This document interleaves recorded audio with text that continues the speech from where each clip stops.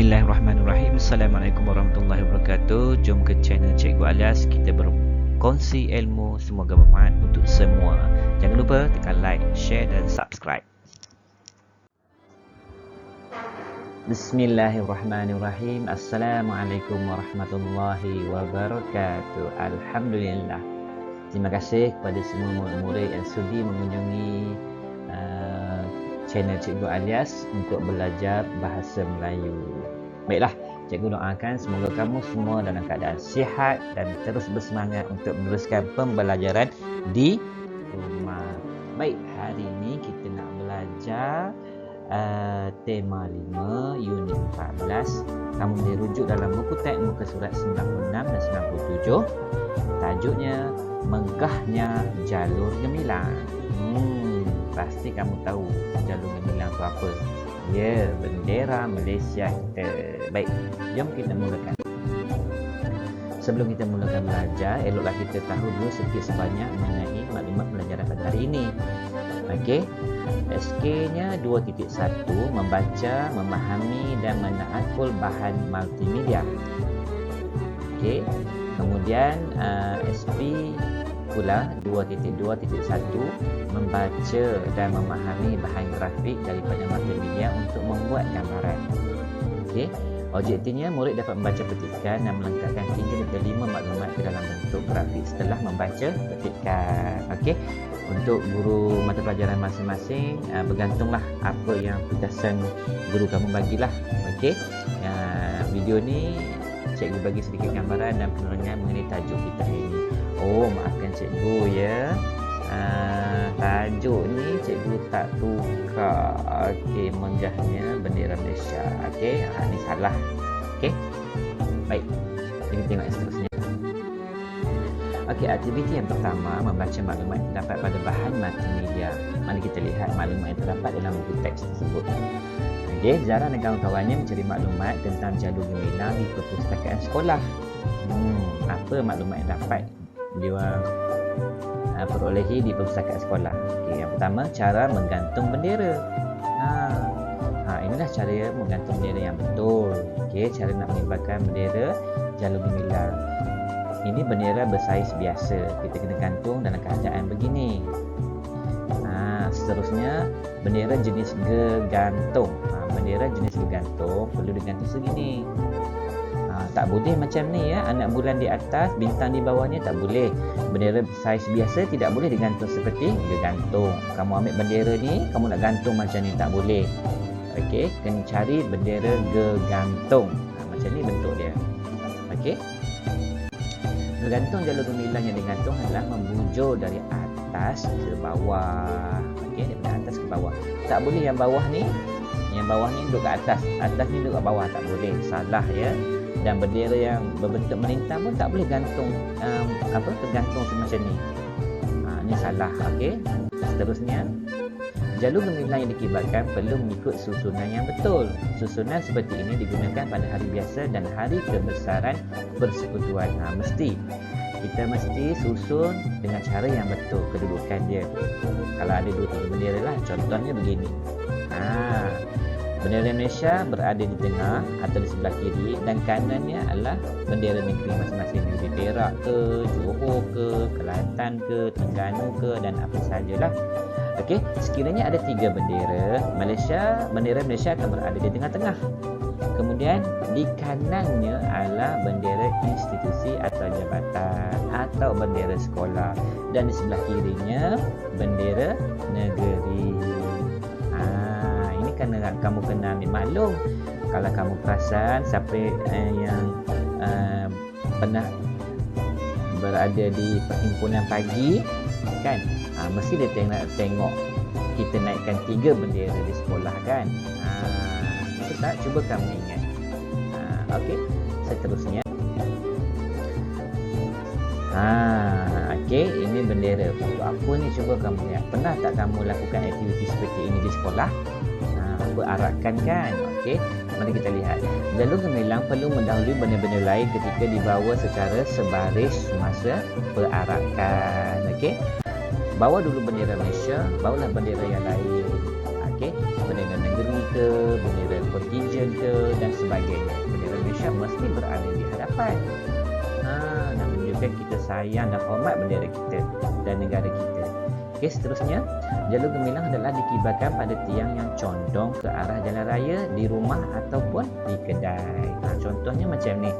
Mesti dicondongkan sikit. Okey, jangan kamu buat 45 darjah macam ni. Mesti condong sikit macam ni. Okey? Mesti condong sikit. Baiklah, seterusnya. Pernah lihat tak ni? Sebelum kita dihujani, kita dilanda wabak COVID-19, dulu mesti ada perarakan semasa hari kebangsaan ataupun hari kemerdekaan kita. Kita boleh lihat di TV dan di mana-mana sahaja yang ada mengadakan perarakan. Ini contoh perarakan. Jika jalur gemilang terbentang semasa perarakan, bahagian kepala bendera hendaklah diusung mendahului perarakan. Mesti dibawa dulu, kan? Mesti dibawa dulu. Maksudnya dari sinilah.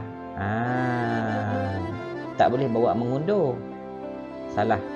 Ini salah. Kita mesti bawa yang ini dulu ke hadapan. Boleh faham? Lihatlah betapa sayangnya, betapa hormatnya kita kepada bendera kita. Kerana bendera kita melambangkan negara kita, kan? Okey. Baiklah. Seterusnya, tempat pemasangan. Banyak bendera dipasang di merata rata tempat, tetapi di mana tempat tu? Di kediaman. Kalau guna bendera yang biasa, gantunglah macam ni keadaannya. Okey. Lagi di premis perniagaan. Di premis perniagaan yang tinggi kita gantung bendera apa ni? Gegantung.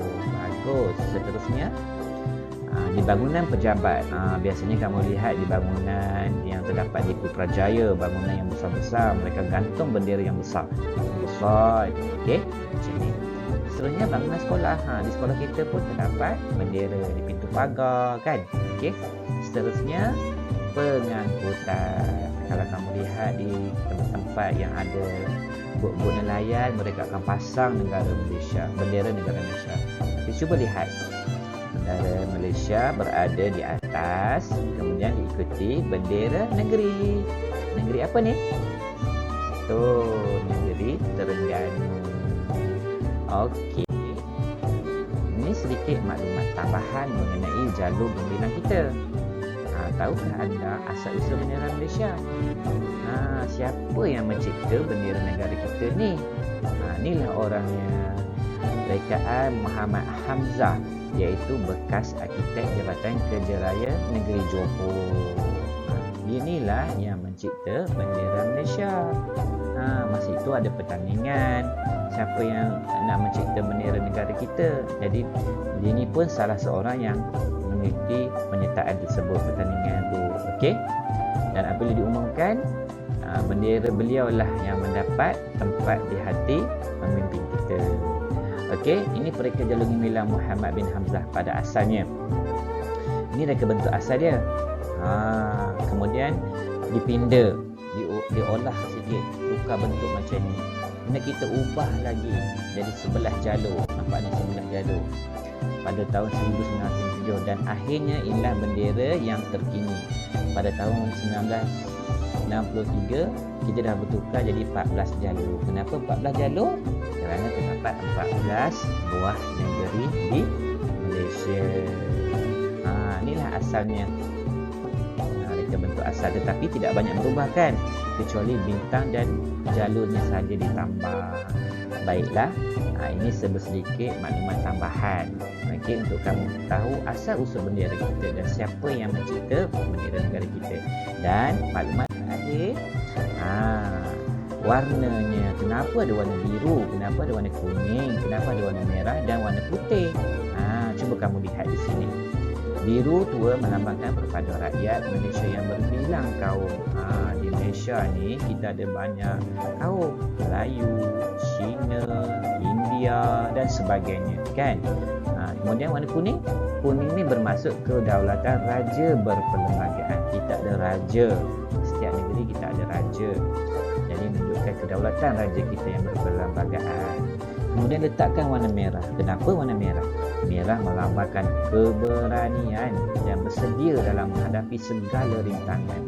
Setiap antara kita perlu berani, okey, menghadapi segala rintangan yang ada. Seterusnya warna putih. Putih melambangkan kesucian, keikhlasan dan kesembuhan. Jadi kamu perlu letakkan dalam diri keikhlasan dan bersungguh-sungguh untuk menjaga kedaulatan negara kita.